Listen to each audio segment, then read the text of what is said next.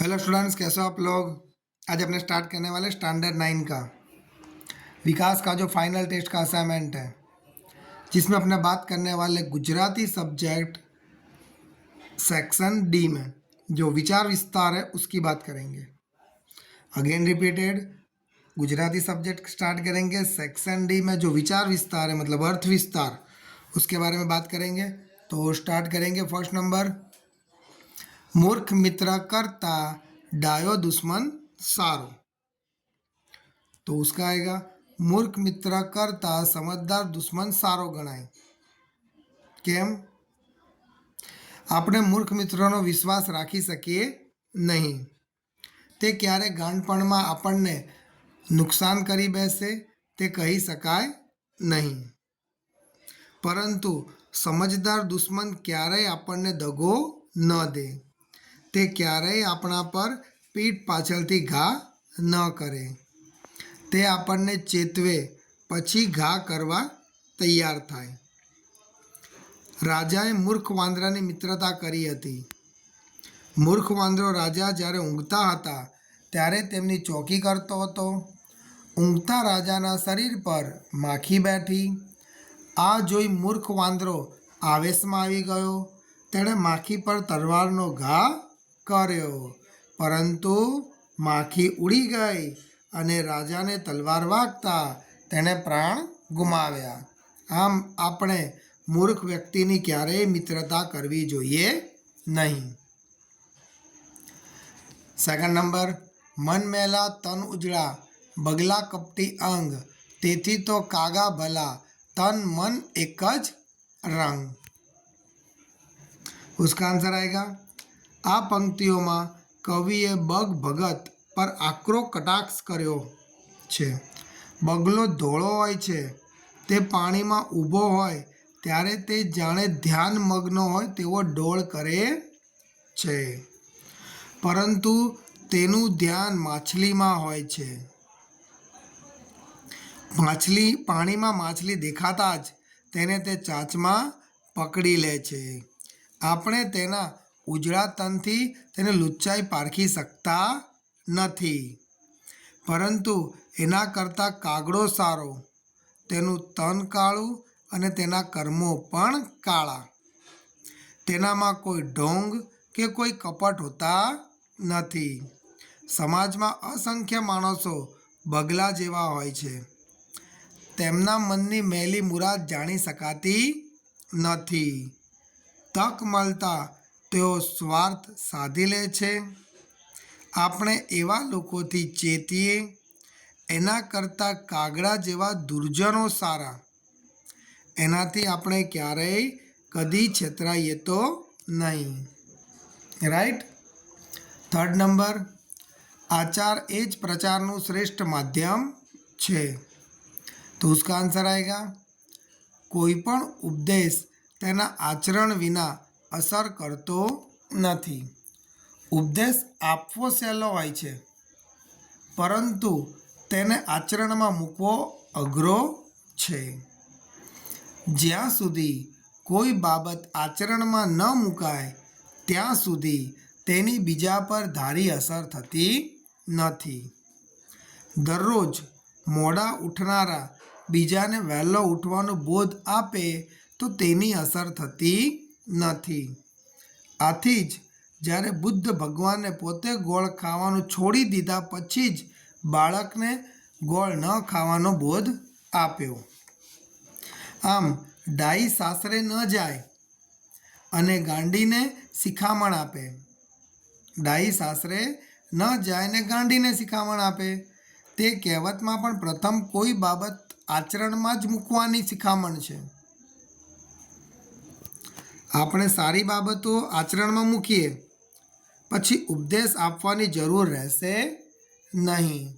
આપણા સંપર્કમાં આવતા લોકો આપણું અનુકરણ કરતા થશે. રાઈટ. નેક્સ્ટ ક્વેશ્ચન નંબર 4, ગઈ સંપત્તિ ફરી સાંપડે ગયા વળે છે વહાણ ગત અવસર આવે નહીં ગયાને આવે પ્રાણ. તો આ પંક્તિઓમાં કવિ કહે છે કે સંપત્તિ ચાલી જાય તો ફરી મેળવી શકાય, દરિયાની સફરે ગયેલા વહાણ ભૂલા પડે કે તોફાનમાં સપડાઈ જાય તો કદાચ બચીને પાછા આવી શકે છે, પરંતુ જીવનમાં આવેલી તક અને શરીરમાંથી નીકળેલા ગયેલા પ્રાણ ક્યારેય પાછા આવતા નથી. તો સંપત્તિ ગમે ત્યારે જાય પાછી આવે નથી, વહાણ જાય તો પાછી આવે નહીં. ગયા વહાણ એટલે જે વહાણ જતું રહ્યું છે બરાબર તોફાનમાં, એ ફરી પાછા આવે નહીં.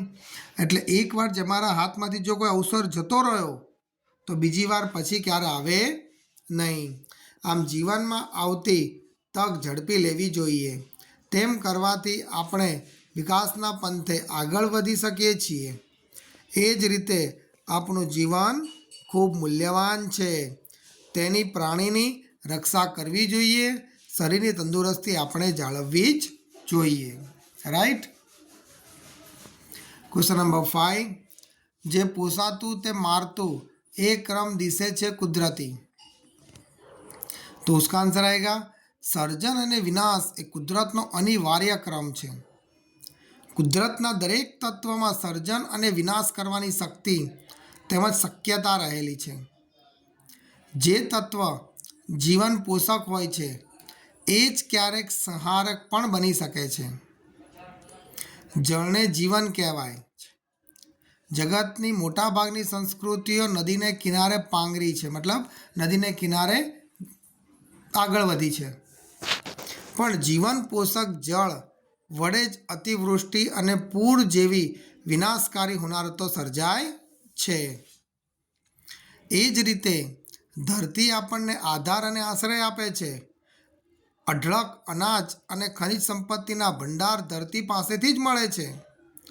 તેથી જ ધરતીને માતાનો દરજ્જો આપવામાં આવ્યો છે. પરંતુ ક્યારે ધરતીકંપ કે ભૂકંપ થાય છે ત્યારે ધરતી માતા ગગનચુંબી ઇમારતોને પણ જમીનદોસ્ત બનાવી દે છે અને જાનમાલની ભારે ખુવારી સર્જે છે.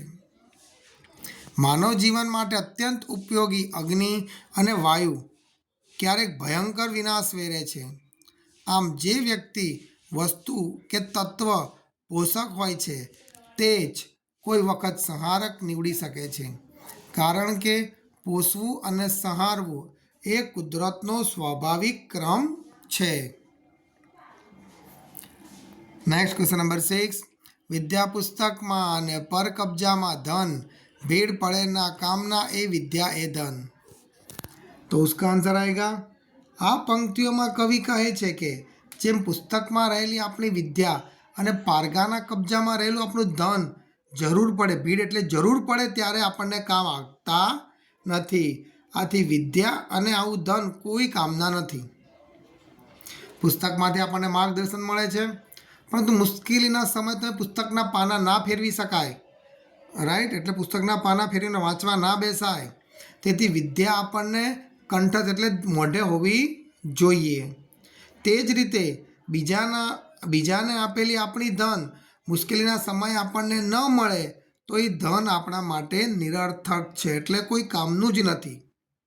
તેથી આપણી વિદ્યા અને આપણું ધન આપણા પાસે હોવું જરૂરી છે. Next question number 7. સિંહને શસ્ત્ર શા, વીરને મૃત્યુ શા. આ વાક્યમાં વીરતાનો મહિમા દર્શાવવામાં આવ્યો છે. સિંહને કદી શસ્ત્રની જરૂર પડતી નથી, તે જ રીતે વીરને મૃત્યુનો ડર હોતો નથી. સિંહ પોતાની શક્તિને લીધે જ વનનો રાજા ગણાય છે. તે બીજાને શક્તિ પર ક્યારેય આધાર રાખતો નથી.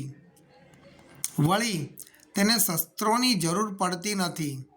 તે પોતાની શક્તિ વડે ગમે તેવા હિંસક પ્રાણીને પરાસ્ત કરી શકે છે. એ જ રીતે વીર પુરુષ મૃત્યુનો ડર રાખ્યા વિના યુદ્ધમાં ઝંપલાવે છે અને બહાદુરીપૂર્વક લડે છે. તે મરવાનું પસંદ કરે છે, પણ રણ છોડીને ભાગવાનું એને પસંદ નથી. તેમજ આપણે આપણી શક્તિ પર આધાર રાખવો જોઈએ. આપણે આપણી તાકાત વધારવી જોઈએ. આપણે મૃત્યુનો ડર રાખ્યા વિના વીરતા અને ખુમારીથી જીવનમાં આગળ વધવું જોઈએ. રાઈટ. નેક્સ્ટ 8. आलस ए जीवता मनुष्य मानसनी कबर है। तो उसमें आएगा मानव जातनो सौथी मोटो दुश्मन आळस है। आळसू माणस मरदा जेवो, मरदा एटले कोईक मरी जाए ने एना जेवो होय छे। आळसू माणसने कांई काम करवानुं मन ना थाय, तेने खाली पड़ी रहेवानुं मन थाय। आळसू माणस क्यारे सुखी थई शकतो नथी અને તે જીવનમાં ક્યારેય પોતાની તરક્કી એટલે ઉન્નતિ કે પ્રગતિ કરી શકતો નથી। ક્યારેય આળસના કારણે તેનું મૃત્યુ પણ બની જાય છે। નેક્સ્ટ, ગરીબનું મૂળ પણ આળસ જ છે। જ્યારે માણસ આળસુ બની જાય ત્યારે તે કોઈ કામ કરી શકતો નથી અને તે તેના જીવનમાં બીજા પર આશ્રિત રહેવો પડે છે, એટલે બીજા પર આધાર રાખવો પડે છે। આમ આળસ કરવાથી તેના બધા જ કામ બાકી રહી જાય છે, માટે જ ક્યારેય આળસ કરવું જોઈએ नहीं। क्लियर?